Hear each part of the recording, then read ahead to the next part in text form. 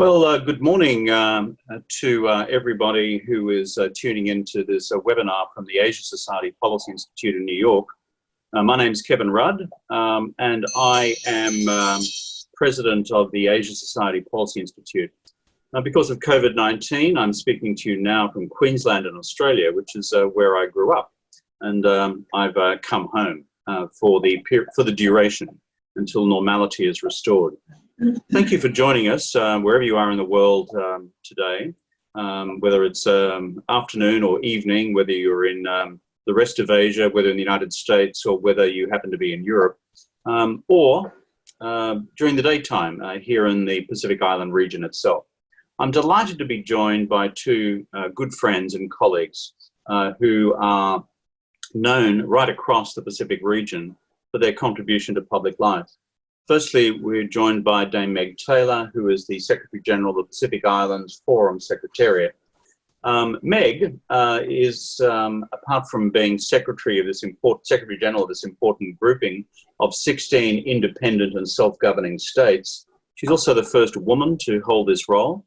And Meg, knowing something about the culture of the wider region, this is a significant achievement, and so I congratulate you on your ability to keep the blokes under control. Furthermore, Meg has also had a distinguished career in the PNG, Papua New Guinea Public Service. She began her professional life as private secretary to Papua New Guinea's first chief minister, Michael Somare, who then, of course, became prime minister. And then, since then, has worked as Papua New Guinea's ambassador in various important postings, including the United States, Canada, and Mexico. From 89 to 94, she became the Vice President and Compliance Advisor Ombudsman for the World Bank Group. That's from 99 through until 2014. So Meg, you join us with a distinguished career background, and the position you currently hold as Secretary General of the Pacific Island Forum Secretariat is an important one, which those of us in the region are well familiar with. So welcome. Meg is joined by Ralph Regenvanu, MP, who is the leader of the opposition in Vanuatu. Most recently, he's been the Foreign Minister of Vanuatu. He was elected to Parliament in 2008. He's also served a number of other ministerial capacities, including as Minister for Land and Natural Resources. That's when he initiated a major overhaul of land laws in Vanuatu aimed at enshrining the jurisdiction of customary law to determine rights to customary land and the free, prior and informed consent of traditional owners to dealings on their customary land. From 2013, Ralph was co-chair of the National Sustainable Development Plan Core Group, which is responsible for developing Vanuatu's National Sustainable Development Plan for 2016-2030, which was launched in early 2017. Ralph is also an inaugural committee member of the Indigenous Partnership for Agro-Biodiversity and Food Sovereignty, which was founded back in 2010. Before entering Parliament, Ralph was Director of the National Museum and Director of the National Cultural Council of Vanuatu. And so Ralph and Meg, welcome to this webinar. It's part of a series that we are doing with the Asia Policy Institute in New York, looking at the wider Asia-Pacific region, and the common thematic is the impact which the COVID-19 crisis has had on each of the countries and regions of the wider Asia-Pacific area. As we know, COVID-19 has had a dramatic global impact. It has also had dramatic regional impact across the Pacific Island countries. The Pacific Island countries have, however, achieved enormous success in keeping to an absolute minimum the impact of the disease itself in terms of deaths and infections across many vulnerable countries in the region. Meg will speak to this presently. But whatever success has been achieved on the public health front across the wider region through wise decisions by national governments supported by the Pacific Island Forum Secretariat, the economic impact across the wider region has been huge and devastating, not least because of the collapse of international tourism to the Pacific Island countries. And as a consequence of that, projections from economists of unemployment levels across the Pacific Island Forum countries of between 20 and 30%. and Meg will be attending acutely to what you have to say on that. We noticed, Meg, that the Pacific Island Forum enacted the Bikatawa Declaration, which is rarely used in the history of the Pacific Island Forum and has only been drawn upon in times of genuine security crisis across the wider region. And I'm sure you'll be speaking to that in your remarks as well. But finally, quite apart from the public health impact of what's occurred with the COVID-19 crisis among our brothers and sisters in the Pacific Island countries, and quite apart from the devastating economic consequences and employment consequences, neither of these things remove the ongoing challenge of climate change for some of the most vulnerable countries in the world. Not just Tuvalu and Kiribati, which often take central billing in the international community on this because they are such low-lying countries and subject, therefore, to coastal inundation acutely, but other countries across the Pacific Island region as well. Ralph will speak to us about one of the most recent manifestations in terms of Cyclone Harold, which has inflicted such extraordinary damage on his country. And so with those opening remarks, I'd like to turn to our two guest speakers. Our format for today will be very simple. Meg will speak for 5 minutes or so, providing an overview from a Forum Secretariat perspective on these big challenges which the region faces. Ralph will then speak to the same from his capacity as a significant political leader within the region. And then after 10 to 15 minutes or so, I will lead an open discussion with the two of them on various of the issues which they have raised. And then I will use my hardy Australian iPhone to take communications from my office in New York in terms of questions which are being posted online from those of you who are tuning into this webinar, so that I can then pass those questions back to Meg and Ralph for their comments. And we will conclude hard on the hour so that everyone can get to their normal day. So Meg, welcome to our webinar. Welcome to the Asia Society. We look forward to your comments this morning. Over to you, Meg. Thank you very much, Kevin, and greetings to you all from a beautiful day here in Suva, Fiji. I just wanted to create the context of where I'm speaking from. The Pacific Island Forum has 18 members now, 16 are the independent states, and we have 2 territories that have joined the membership of the Pacific Island Forum. Of these 18 members, whose EEZs cover 14 million square kilometres of the Great Pacific Ocean. So the narrative of the Pacific Island Forum is that we belong to a blue Pacific continent. It's a narrative that reinforces identity, our connectedness to each other, our culture, journeys across the ocean for the seafaring countries, and of course our strategic importance. But the blue Pacific states live with vulnerabilities related to distance, isolation, and also because we are dependent on outside economies, but we also have very small economies of our own. What we live with, the greatest vulnerability, and Ralph will be speaking to this in more detail, is climate change. This is the one existential threat that we never forget. And just recently, with Cyclone Harold coming through Solomon Islands, Vanuatu and Fiji, it was a very poignant reminder that you can be worried about other things, but climate change will always be with the Pacific unless the world does something about it. So on the arrival of COVID-19 into the Pacific, the reaction or the response of our member states was very abrupt. Immediately, countries closed off their boundaries.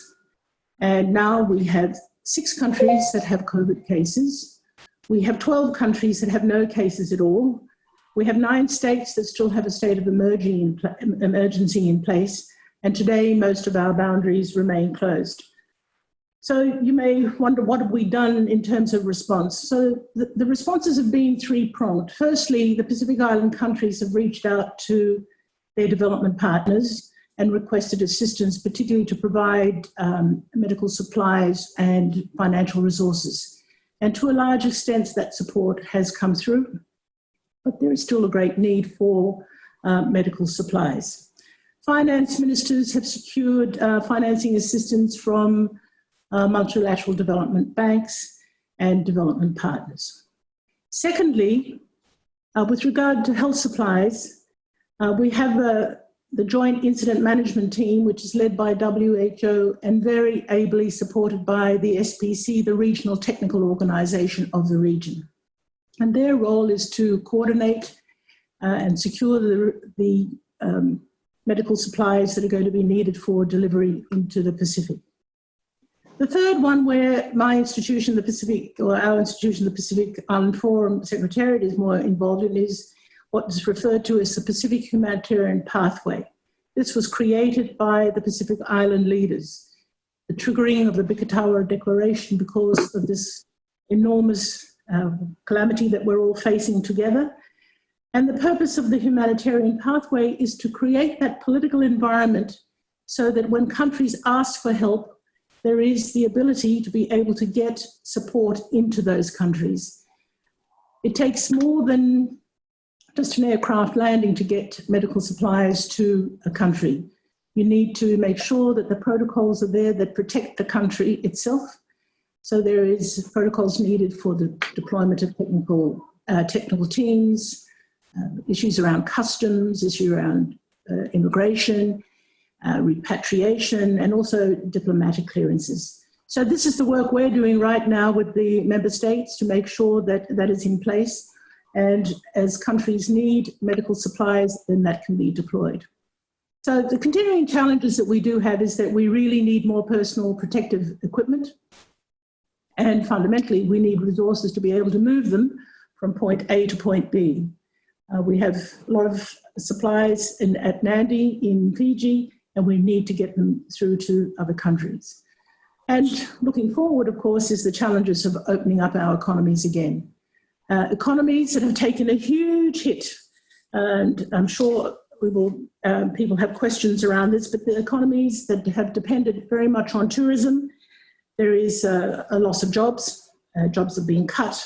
You've also got the impact on transport, hotels, agriculture, on retail. All this has meant that the GDPs have been substantially impacted. And the countries that have really been hard hit are the Cook Islands, Vanuatu, Palau, Fiji, Samoa, because tourism contributes between 20 to 70% of their GDP. The other area that we have concerns about, and I mean, it's hurting, is the tuna fisheries industry, which earns a lot of money for the Pacific country. It's hard hit because of the restrictions of transport, delays in licensing fees, quarantine restrictions, etc., the closure of ports, and the partial closure of processing plants. So all this means that the economies are really suffering. From within the environment that we live in here, we see people without the support of having a job. And the loss of jobs means that you can't support your families, and our social security systems are not comprehensive enough. Within the Secretariat, our economists have indicated that there will be a decline of 5.9% in the regional real GDP, which is equivalent to about $605 million US. But if you include the economy of Papua New Guinea in that, which is quite large, then it'll be about 950 million. The social impacts is going to be something that we and other institutions are working closely on to see just what has happened and the impact on our people, and that's going to be a substantial piece of work. But the country responses have been interesting. Immediately, the countries have initiated stimulus packages. Multilateral banks have been approached for financing, and that's been available. But what we really do need is more grant financing, and we need deferment of payments of debt. And we also need development partners to look at vulnerability as part of the index when countries go to get loans, that the vulnerability of the Pacific is very different from many other parts of the world. I could go on a bit more, but there's more things that need to be said about the climate issues, so I'll leave it at that for now. Well, thank you very much, Meg, and we will come to climate in our Q&A. But thank you for that overview, the role of development partners, the functioning of the WHO within the region, your Pacific humanitarian pathway, your immediate needs in terms of PPP supply and distribution, and then on the economy, the particular projections for the most vulnerable states, and then that alarming pan-regional number of a effectively 6% contraction. And you roll in PNG, about $1 billion contraction in terms of the pan-regional economy, with obviously is not just a number. This is about real people's jobs and real people's livelihoods. So thank you for that overview, and we'll come to climate in due course. Ralph Regenvanu, tell us the perspective from your part of Melanesia, as you would see these issues which Meg has raised. Over to you, Ralph. Thank you, Kevin, and greetings to everybody who's watching or listening around the world. It's also a beautiful day here in Port Vila, Vanuatu, and we are blessed to be one of the few countries in the world that has not got any positive COVID-19 cases, no infections to date. It was around the second half of March that airlines stopped flying to Vanuatu, Qantas, Virgin, and then our own airline lost the capacity to fly. And then we shortly thereafter closed our borders, and they're still closed today. We enacted a state of emergency. I'm saying we because I was in the previous government, which finished on the 20th of April, so less than a month ago. So we were in the middle of all this as well, caretaker government mode, elections. And so on about the third or fourth week of March, we closed our borders. And then at the end of March, Vanuatu became the first Pacific Island country to announce an economic stimulus package, which is quite a significant package aimed at stabilizing employment, providing wage support to people who lost their wages as a result of COVID, as a result of tourism dropping. And so tourism in Vanuatu makes up between 40 and 50% of GDP. And we've lost almost all jobs in the tourism sector. So you can see the huge impact border closure has had on one of our principal industries. And then it was around this time also that tropical cyclone Harold hit the north of the country. And so the north of the country is where most of the agricultural production is located, particularly the main crops, which are coconuts and kava. There was a direct hit on the south of Santo Island, Malo Island, and Pentecost Island, which are some of the main suppliers of these commodities that make up most of our agricultural production and export. So it's been a double hit in terms of the economy. Tropical cyclone Harold was, of course, a Category 5 cyclone, so one of the strongest we've experienced since the strongest since Tropical Cyclone Pam in 2015, and devastated the north of the country. And we are still trying to respond. Response was made all the more difficult because we could not bring people in because we had closed our borders. We were not allowing people in. We did not have test capacity to be able to test people for being for what their COVID status was. So without allowing anyone in, there was also complications about the kind of relief that could be brought in. So we have our development partners responded. They responded with funding. They responded with relief supplies, but the relief supplies are very much complicated by the COVID situation and questions on our side as to how safe was it to bring relief supplies in. There was all sorts of advice there about how we could bring relief supplies in. And one of the complicating factors was our National Disaster Management Office basically requiring quarantine of relief supplies for up to weeks, which very much delayed these relief supplies reaching the people that were supposed to reach. So we now have a situation where we are about 2 months into the border shutdown. We're about 6 weeks post Tropical Cyclone Harold. Assessments are being done. Preliminary assessments have been done, but the final assessments have not been done yet. relief is starting to reach people. Food relief has gone out, water relief. Shelter is still a big issue, not reaching people.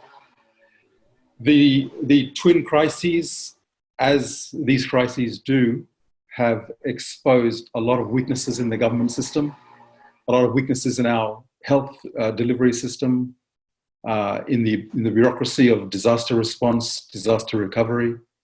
And so these are additional factors that are coming into play when we're talking about trying to meet these crises in the best way possible as a government.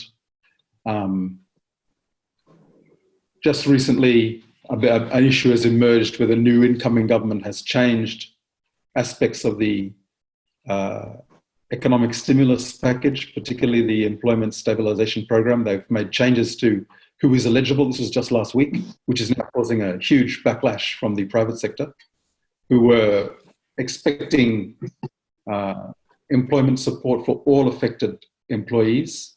The new government's just basically changed the goalposts and said no, it was only for the tourism industry, which has caused a major outcry because, of course, almost all employees in all industries have been affected by the slowdown in the economy. And the other question, of course, is we don't know how long this is going to go on. So the current economic stimulus package goes till the end of June. We are now in our third state of emergency, the first one being 2 weeks declared by the president under the Constitution to respond to COVID in particular. The second was a 30-day state of emergency. And now we're into our second 30-day state of emergency, which responds to both the COVID pandemic, but also Tropical Cyclone Harold, but also there's been a large part of the island of Tanna affected by ashfall from Tanna volcano, which is also causing a humanitarian crisis on that island. So what's happening now is we're trying to find the best way forward to respond. I am now leader of the opposition, obviously, so we made a statement yesterday calling on the government to reconsider its changes to the employment stabilization program because they were not a change in direction from the government on what it initially indicated to the private sector. The private sector, of course, are enormously important partners in the development of the country, and there's been a failure in confidence in the government as a result of this change. So these are issues we are raising with the current government. We're trying to work alongside them to improve the effectiveness of response. Luckily, we have not got any COVID cases yet because our health sector is very challenged. We're still building up to this state where we will be able to deal with COVID cases if they come into the country, but right now we are not ready at this stage. We are perhaps 1 week away or 2 weeks away from being ready to deal with any cases. Hopefully we will not experience cases, but of course we're ready. And just today, an Australian Air Force plane is flying in relief supplies for TC Harold, but also our first cartridges so we can do tests for COVID. So this is, 2 months later, we're finally today going to be receiving the cartridges from the World Health Organization, funded by Australia and New Zealand, which will provide us with capacity to test, which is what the former government said was the requirement to start repatriating about 200 of our citizens who want to come back right now to Vanuatu. So we are finally in the stage to start talking about how are we going to repatriate our citizens. Most countries have done it. We were waiting for the test capacity, which we just got today. And of course, it isn't operational yet. We've just got the cartridges in place.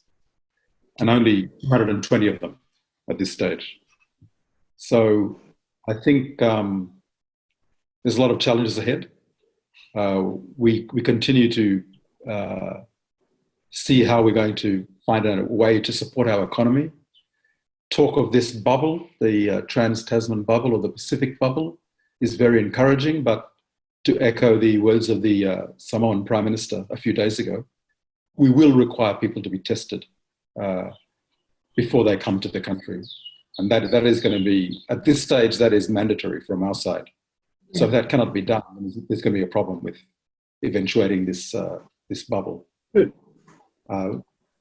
great thanks go to Australia and New Zealand for allowing the thousands of our workers who are working on the recognised seasonal employment scheme in New Zealand, the seasonal work program in Australia, and also now the Pacific Labour Scheme. They have allowed us to extend their visas, given them new contracts, so they're not so much a problem. But at some stage, we're going to have to get those people back or think about how we're going to maintain that those labour mobility schemes which serve our countries so well as Australia, New Zealand and the Pacific Island countries. These are all issues that we need to start thinking about as we perhaps move towards an end to border closure. Perhaps now with the second wave being announced, it may not be that soon, but we are looking forward to finding a way to get our economy going, maintained. We're in a situation now where the government has given relief, tax relief, in terms of all the taxes and fees that need to be paid by a business or any ordinary individual. We've suspended tuition fee payments for schools from all classes in all schools. So the government is now operating in a very, very minimal revenue situation, almost zero revenue. We are lucky we have substantial reserves that have been built up through our citizenship program over previous years. We were in a good debt situation, but we are, of course, requesting debt relief, delay of payments. We are looking for assistance from our development partners. Many have come forward. We're very thankful for that. But also, you've got to understand that Vanuatu is scheduled to graduate from least developed country status in December.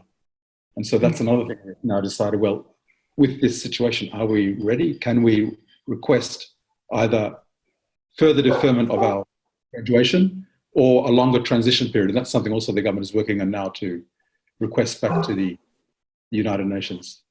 So those are some of the issues, Kevin, that I would just like to raise from a national perspective. Thank you very much, Ralph. I appreciate that. Let me go in the next 10 or 15 minutes to a couple of shorter questions, and I'd appreciate a series of answers to the extent that you're comfortable in delivering them. Meg, if I could just ask you this.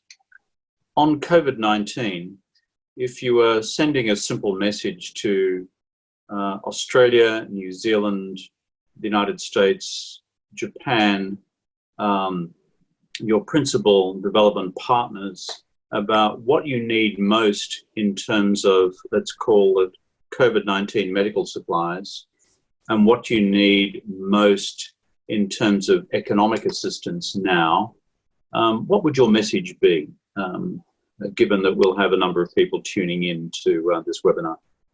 Your thoughts? I think I've mentioned that earlier that what we really need is this the personal equipment, our protective equipment. And that still stands. And Ralph has mentioned about the testing kits, and not all countries have got testing kits. I was advised yesterday. Many have, but we still need more supplies. However, I understand there's a global shortage of these testing kits. But if Australia and New Zealand, and they've been very supportive of our countries, and we're all very thankful, that we can get more of those. But we've also had other donors too from different parts of the Pacific that have been very supportive. And China has brought in lots of aid and medical support and financial assistance to the countries that they have diplomatic relations with.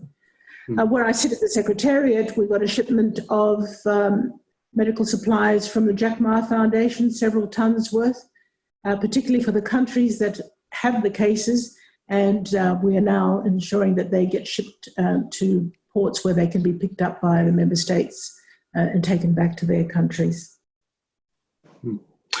On the, Ralph mentioned this before, but do you have a perspective on how, if we were able to develop, let's call it a Pacific bubble, that is, first of all, the Australia-New Zealand bubble in terms of the relaxation of travel arrangements between those two countries, if and when that becomes possible, as originally suggested by the New Zealand Prime Minister, on how that could be then operationalised across the Pacific Island countries over time.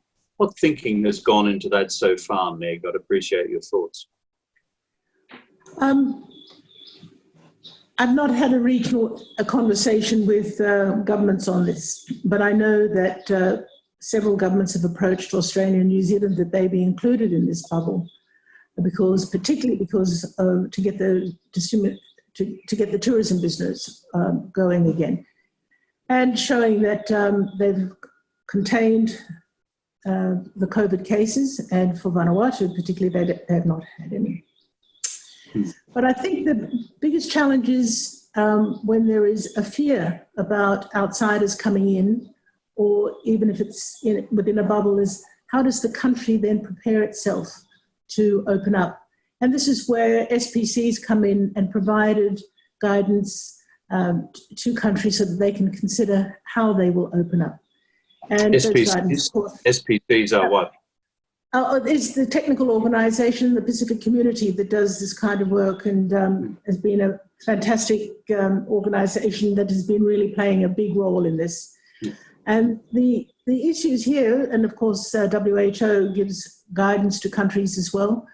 And I was going through some of that documentation, and one thing that really hit me was this, and this is where there is a weakness in many Pacific countries, is that we just don't have strong health systems, health services, and health infrastructure. And if you're going to open up, you've got to have some kind of security there so that anyone coming into your country, and your citizens as well, feel secure enough that they will be taken care of if there is a case that comes into the country.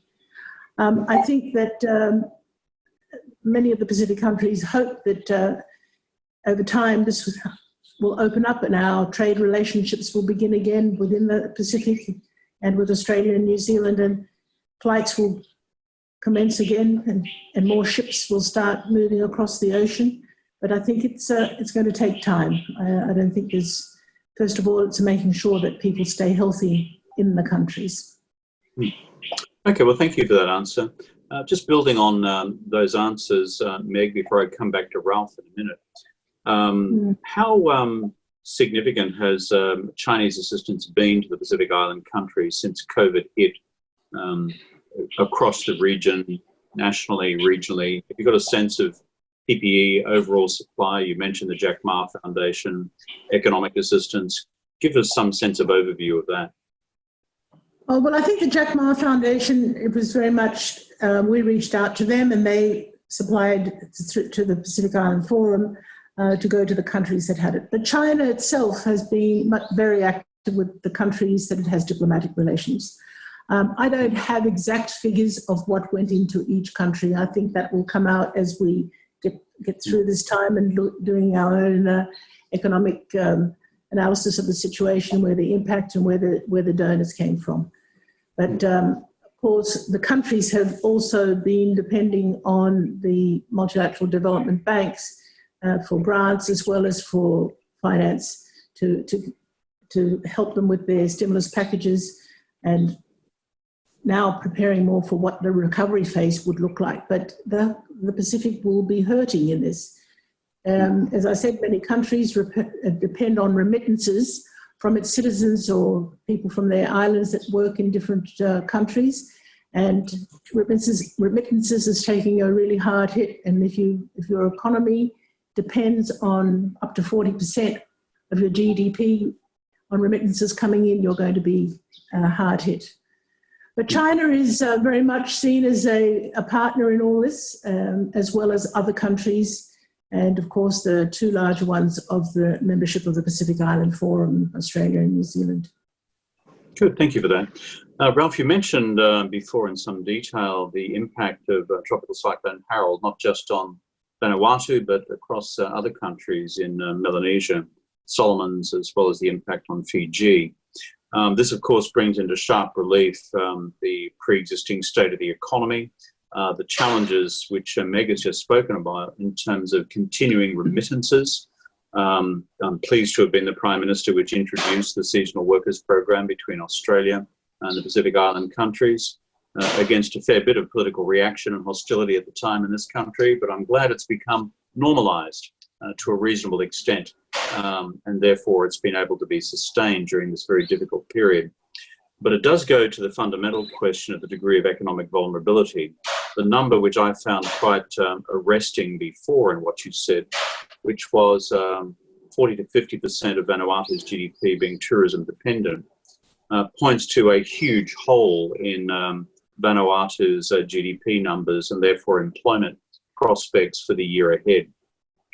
Speaking from Vanuatu's point of view, what particular requests are you putting forward to the international community, to Australia and New Zealand for direct economic and financial assistance at this time? And how useful have the development banks been in responding to your current circumstances in your own country? Well, we've been, of course, reaching out for assistance, both in terms of relief and response to TC Harrow, but also to help us with the economic stimulus package, which I want to stress is largely from domestic sources. But we have received support from the development banks and also our development partners. I think some of the things that we are looking for now are things like we need to talk about what are the protocols we're going to put in place to be able to start moving people through the Pacific, this whole bubble idea. We want to be a part of that, obviously. We are obviously also very, very cautious about being part of it to maintain our COVID-free status. Also, the SWP and RSC continues to be a major income for the country, and we need to be able to see how that's going to work in the future. How can we make sure that program, which it brings great benefits to our country, but also to Australia and New Zealand, how can we make that more effective, enhance the way in which benefits accrue to all the countries? I think I want to come back also to the very important and pertinent point made by Dame Meg, which is that our health systems very much have not been up to scratch. And this is an existing problem. And as I said previously, these kind of disasters just show you how deficient you are in these sectors. So one of the most important things we need to do now is to be able to facilitate verified testing for COVID, get that capacity. So, because that affects the ability to participate in the bubble, it affects our capacity to start people crossing our borders. But also we need very, very many additional resources in our public health sector to strengthen it, to strengthen our health infrastructure. We have got a lot of support in that area from our donors, our partners, China, Australia. We are now in the process of setting up intensive care units. We have set up facilities for staffing for any staff that have to deal with cases of infection, so they don't have to go home. China was able to build us some infrastructure for that. But still there is a long way to go, and we need a lot of help in building the health sector. So I think this is something which I think would be a priority for us at this particular point in time, is to get our health system up to a standard where, along with the testing, we can be ready to face the rest of the world when it is time to do so. The policy linkages here are fairly clear, aren't they?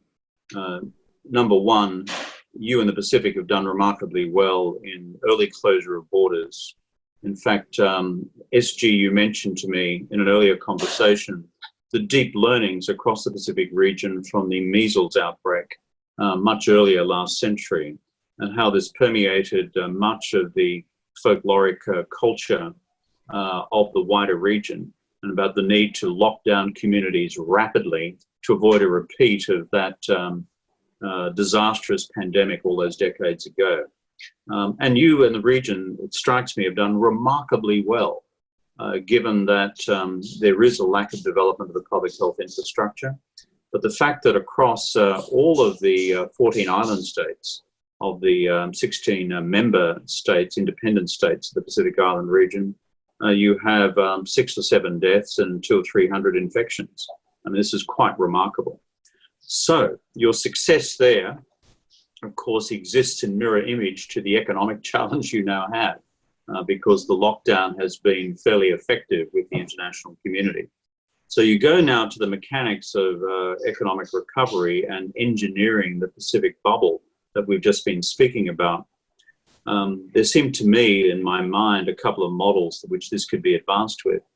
One is for points of exit into the Pacific Island countries out of Australia and New Zealand for tourism purposes. That testing protocols are established at each of the departure points so that a would-be traveller from Australia and New Zealand into the region has to provide evidence that they have been tested and certified to be COVID-19 free before they travel into the region. And that would need to be done 24 hours thereabouts before they travel. And that certification would be provided that at Brisbane Airport, at Sydney Airport, at Auckland Airport, etc. The alternative is, of course, for all that to be done on arrival, which might be more problematic given that people will arrive and whoops, if I suddenly test COVID-19 positive, I have a problem. And then you have a quarantine problem on your hands as well. But Meg, Ralph, it strikes me that this is because there are a limited number of airports affected, principally, correct me if I'm wrong, Brisbane, Sydney, Auckland, into the region, that this could be done at an airport level with cooperation between the Forum Secretariat and the Australian New Zealand governments in order to make that possible. The reverse strikes me as a little harder to organise, that is at the Pacific Island end. But I just throw that out as a couple of ideas for SG for you to think about and Ralph for you to think about as well. Meg, I don't know if you've got any thoughts on that. I think I've been very cautious about this because I think the countries have made it very clear to me that whatever happens on protocols with regard to even technical teams coming in, repatriation, etc., that they are the ones that will call the shots. And as Ralph has indicated, that they want to be part of it, but they're very cautious. And I think it's a caution of how this will all happen. And I think what you say, will give us food for thought to be able to think about where those entry points are in terms of moving people. But right now, though, there are some airlines from the Pacific that are moving cargo. And there are ships that are still going across the Pacific and trading into Australia. But to move it more widely, we're going to need something that will stimulate our economies. And one will be how we get trade going again. Between ourselves, it's small, but we trade a lot with Australia and New Zealand. And the feedback I have from our trade commissioners in Australia and New Zealand is that this is going to take about 6 to 12 months to really get this settled down and then for the trade to open up. There's a caution about it. But so I'm sure people who are listening to us are thinking, well, how are all these people in the islands going to survive? Well, it's amazing. Suva, everybody's planting. From Nassori into Suva, including me, we're all planting food. And I'm sure it's the same in Vanuatu. Many parts of the Pacific are looking at being self-reliant. That doesn't keep economies going. You go to the markets are expensive. You see people who've lost their jobs really, really hurting and suffering when we don't have the kind of rigor of our social security network. But our social security networks, in terms of people, is that we rely on our extended families, we rely on our communities, and we've always supported each other. And those of us, or people who have jobs, looking after other people who don't. And if it's going to take 1 year, 2 years, I think the Pacific will come through. But of course, we want to see our economies and the tourism business start because that's a huge income earner for the Pacific. And it's what we've got, is the beauty of our countries to be able to share with others. Thank you for that. By the way, my wife Therese has planted a veggie garden as well, Meg. So we now have we've got tomatoes and zucchinis. I can see them out the window here. Doing very well, I've got to say. Before we go to questions put to us by the online audience, to conclude this part of our dialogue on climate change. Ralph, you and others in the Pacific have been, in my own argument, critical of Australian postures on climate change. For example, this position of the Morrison government and I think its predecessors on the use of carbon credits, for example, for its own Paris commitments and the honouring thereof. I'd appreciate your views on that and what pressure the Pacific Island countries will be bringing to bear on Australia in particular, but also the international community in terms of this challenge which doesn't disappear because of COVID and doesn't disappear because of the current impact on jobs. Ralph, your thoughts on that?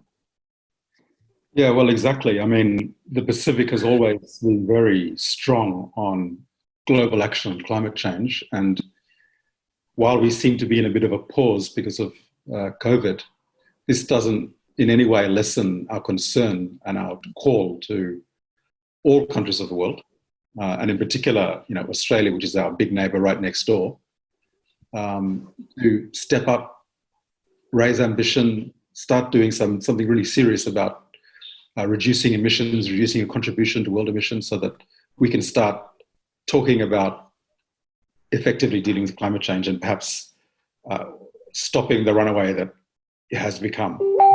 So just before COVID, we were all talking about climate change. That dialogue has sort of been a bit muted now, but those concerns definitely remain because it is still, as the forum leaders have said, the greatest threat to our region. It still remains the greatest threat to our region, even more than I would say COVID does, because we seem to have managed COVID so far well. Whereas climate change, as Tropical Cyclone Harold showed, we have definitely not got that under control, and we will continue to be greatly impacted by the effects of climate change. So definitely it remains at the top of our agenda, and we will continue to press with our partners and the international community to try and take the strongest measures possible. Meg, on climate, do you have any reflections yourself? I think that, the Pacific Island Forum in Tuvalu last year was very clear about its position on climate change. It still is the greatest threat to the Pacific. And we want to make sure that the temperatures do not go above 1.5 degrees in terms of above the pre-industrial levels. But we're seeing that in 2019 temperatures were 1.28, so we've got to be watching what is going on.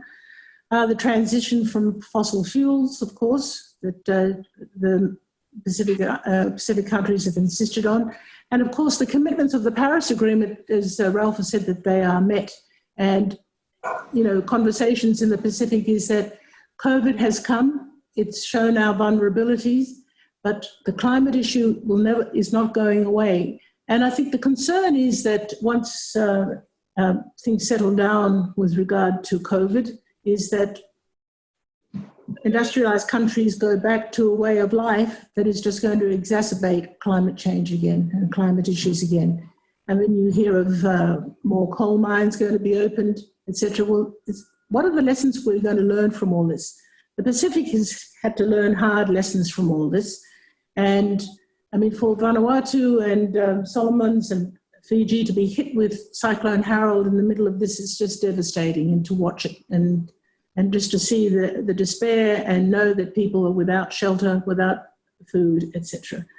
The climate remains the most important and serious threat to this region. And for our atoll countries, Tuvalu, Kiribati, and Republic of Marshall Islands, those atoll countries are the most vulnerable, and we've got to make sure that we do everything to protect all our, we are as strong as our weakest link in terms of the health of our peoples.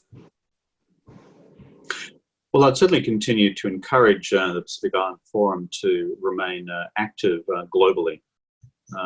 Going back to even the Copenhagen conference 10 years ago, the position then taken by Kiribati on behalf of the Pacific Island Forum, and in the period since then by the Marshall Islands, other countries within the region, I would simply say to all of our friends tuning in from the region itself, that the voice of the Pacific is actually heard in New York, it's heard in Europe, it's heard in America, because you are so much at the front line.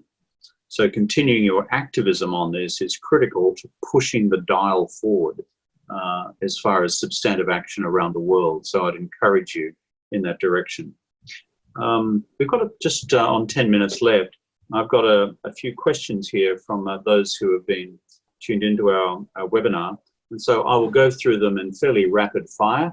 And so, and I'll point them in one direction or the other. And perhaps if we could keep our answers down to less than a minute, we should be able to get through them. We have a question from Dev Netkani on Facebook asking about high tariffs on sanitizer products. His question in particular is, can they be waived or at least lowered so that these are affordable to both institutions and individuals throughout the islands? Can these be channeled through the humanitarian pathway as well? Meg, you might have a go at that one. Sanitizer products, tariffs. I think the Pacific governments are very keen to earn what they can from bringing in products externally. When they come in through the WHO and are delivered to countries for health purposes, I am not sure whether tariffs are imposed then, but we can look into that. Thank you. Okay, I think that's worth looking at. A question from Justin Johnson on Facebook, both asking about what is being done with Australia's establishment of an infrastructure bank for the Pacific, which was announced back in November of 2018. Meg, Ralph, I'll leave it to either of you to answer that one. Ralph, do you want to go? No, well, I don't know what's been done. So it's one for you, Meg. That's called the hospital part. Back to you, Meg. Well, I understand that a lot of work was being done on the creation of it and how they were going to roll this out. But in the meantime, we too at the Pacific Island Forum have been working on a similar kind of infrastructure institution, but really to look at how to raise money, looking at the GDP of our countries multiplied by 5, and then raising funds so that you invest in the resilience of communities, so that the communities had money, and it would be through our member states. We look forward to the infrastructure bank getting off the ground and hoping that it will help, particularly where it's needed now in terms of getting the economies off the ground again. A question from Alfred Schuster on Facebook. Is there an opportunity to also focus the Pacific's attention on investing in the skills needed among Pacific peoples to revive economies and to address the unemployment challenge? You might have some thoughts on this, Ralph, given what you've just spoken about earlier in terms of the Vanuatu economic package. Your thoughts? Most definitely, this is something that is now being given very, very serious consideration. I mean, it was always on the agenda, but now we've been forced to take it much more seriously and invest in it. I think, as Meg was saying, what's happening in Fiji, very much so the same thing happening here, trying to look more at agriculture, look more at value adding, look more at internal domestic trade. For example, disaster relief. Okay, let's see what other parts of the country can provide instead of importing food from outside. So very much trying to build up this domestic economy which can survive and provide livelihoods in situations like this where we see the border shut down and the tourism pretty much collapse. It's really been a wake-up call. I mean, we've been doing a lot of this already. It just kind of re-emphasizes that how vulnerable that sector is, how vulnerable reliance on outside is, and the strengths we have in our traditional economy, how it supports the majority of the population. These are themes I've always talked about, and it's good to see that, unfortunately we're forced to give them greater consideration, but they are now coming much more to the fore in terms of discussions about policy across government and also in the private sector, and also in terms of how do we rebuild our economy after this in a way that recognizes the dangers that we've now seen and the consequences we've seen from over-reliance on certain sectors, particularly tourism, particularly imports of food, etc. Thanks very much for that, Ralph. Question from Tess Newton-Kane on Facebook asking, given what we are hearing about hopes and concerns about Pacific countries being part of a travel bubble, should the Pacific themselves, I presume meaning the Forum Secretariat or national governments, be invited to join the Australia and New Zealand expert group looking at this? I think that one's probably back to you, Meg. Understanding the cautionary advice that you were providing us before about the conservative attitude of island countries about reopening in general. But specifically, the question is, would it be good for the Secretariat to be part of the Australia-New Zealand expert group looking at the future of a travel bubble? Your thoughts?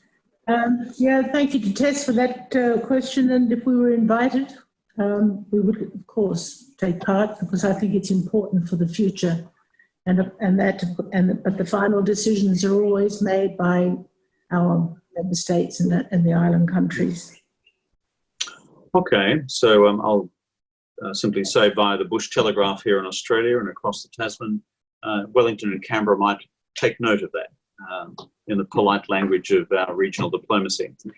Karen Baker on Facebook asks to Meg, is women's participation decision-making a priority for the Pacific Island Forum in responding to both climate change and COVID-19?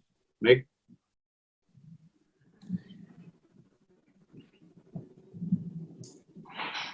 Of course, yes, it is. And I'm just trying to find the best way to say, to respond to this. Particularly, I chair the,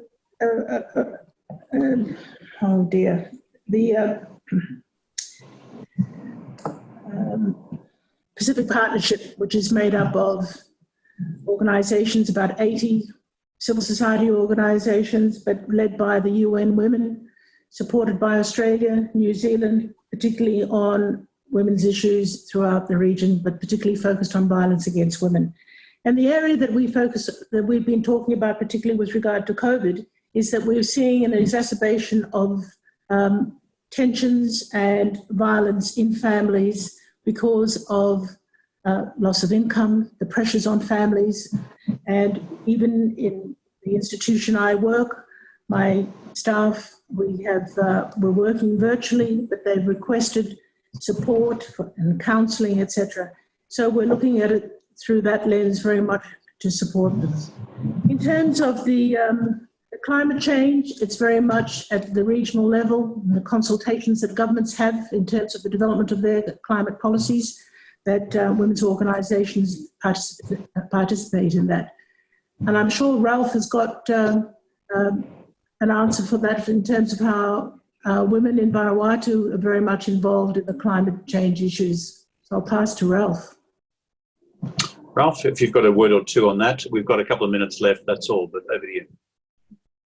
Well, unfortunately, we remain, after our last election last month, one of maybe 2 countries in the world with no women MPs. So I don't think I'm very qualified to talk about women in political leadership, but definitely women are the backbone of the social web that is now becoming much more active in this time of crisis. And we're seeing a lot of excellent leadership coming from women at all levels in the administration, but also for me as a member of parliament, particularly in the communities that I work with.